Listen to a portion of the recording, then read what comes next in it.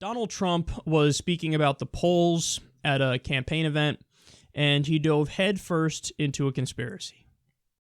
And watch the polls, because this is part of the crooked system. It's part of the rigged system that I've been talking about since I entered the race. I understand it. It's a rigged system. They put out phony polls. Wall Street Journal, always. I've never had. I thought I was going to lose South Carolina in the primaries. They came out with a poll that was bad. And I actually skipped a certain amount of work in other locations in order to stay there, and I end up winning in a landslide. These are what they call them, dark polls. They are phony polls put out by phony media. And I'll tell you what, all of us are affected by this stuff. And what they do is they try and suppress the vote. This way people don't go out and vote. But we're winning this race. I really believe we're winning. Phony. You're such a phony. Phony. Phony. Okay, so, Don, which is it? Last week, you're going around saying the election is rigged, the election is rigged, the election is rigged, implying that no matter what happens, Hillary Clinton's going to win, even if you win in terms of the popular vote and you actually have the turnout, that she's going to win because they rigged the election. Okay, that's what you were saying last week. This week, you're saying the exact opposite. You're saying the polls are rigged that have her up and we're going to win. So which is it? Is it that the election is rigged and Hillary Clinton's going to win no matter what because it's rigged? Or is it that the polls are rigged and you're going to win no matter what because the polls are wrong when they say Hillary's winning? He doesn't think these things through because he's a buffoon. He's a buffoon. He's not smart. He's clearly unintelligent. If you don't see that, perhaps you're unintelligent too. Okay, now furthermore, look, if you want to say, hey man, I found a handful of polls where the methodology is wrong. For example, they oversampled Democrats. That's a problem. These polls should be disregarded. If you want to say that, that's a totally reasonable thing to say, and it's probably true. If you want to say all of the polls have been wrong because the polls show me down now, that's one of the dumbest things I've ever heard in my life. So let me go ahead and show you all of the polls in October. For those of you who don't know, which is probably none of you because nobody dives headfirst into this like I have to for my job here, but there's been 28 national polls in October.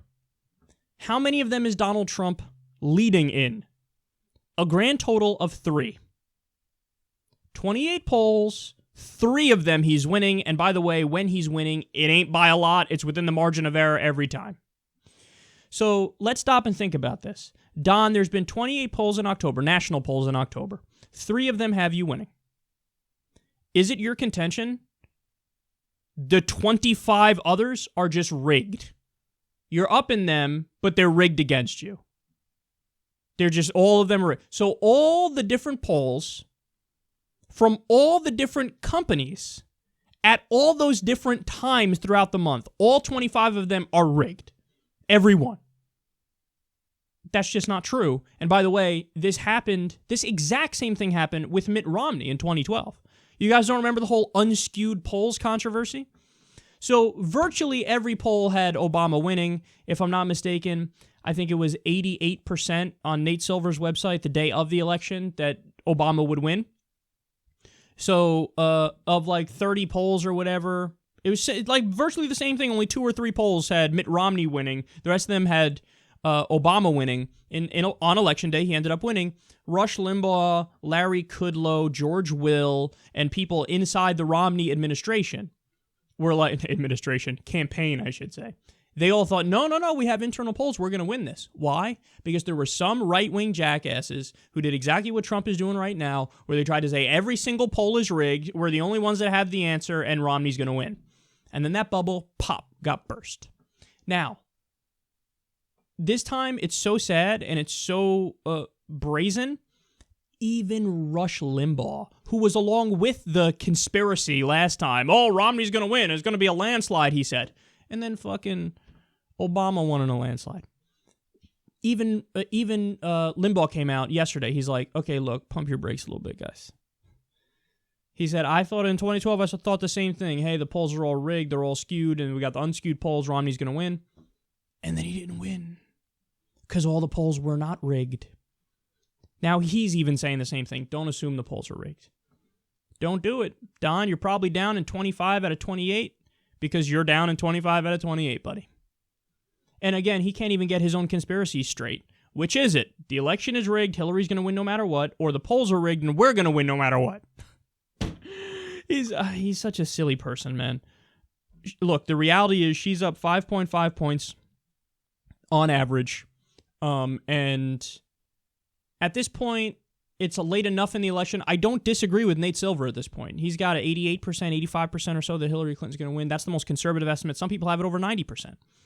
Now, I had problems with Nate Silver earlier on, and I had him with him earlier on because, yes, he was being quantitative and he focused on the polls. But at the time, he couldn't factor in how they were running their campaigns. And since you can't factor that in, I thought, honestly, it wasn't empirical enough. Not that it was too empirical. I thought it wasn't empirical enough. So, but today, we've now had the trends. Time has gone by. We've had the Trump tapes, which exposed him as a serial sexual assaulter and all these different things. And now it appears like we've settled in at about this range. 85, 88% chance that Hillary Clinton's going to win. And he can whine about rigged polls all he wants, but it ain't going to help him. And remember what he did after the 2012 election. He went on Twitter and he had a meltdown and he called for revolution because he was looking at the popular vote numbers, which had Romney winning by a little bit, when the projections were already called for Obama to win the entire election. Because he doesn't understand statistics, he doesn't understand math, he doesn't understand how this works. He doesn't get that the precincts that were going to report, that still had to report, were overwhelmingly Democratic, and they were going to go Democratic, and that was known. So, but he's like, no, the revolution. Romney won the popular vote. By the way, he turns out he didn't win by the popular vote in any way, shape, or form. He's like, yeah, Romney won the popular vote, but Obama's going to get in there. So, revolution. That's what he tweeted. And by the way, did he say that when it was Bush winning and it was Gore, when Gore actually won the popular vote but lost the Electoral College? No. But anyway, he called for revolution. Imagine if he does that now. If he does that now, oh, we're going to have some problems on our hands. Because now he's got an army of right-wing base kooks who might do something bad. 25% to 40% of the country are diehard Trumpians. And if he goes on Twitter and has a meltdown if/when he loses this time, that's going to be a bad, bad thing, man. And the fallout from that is going to be very dangerous.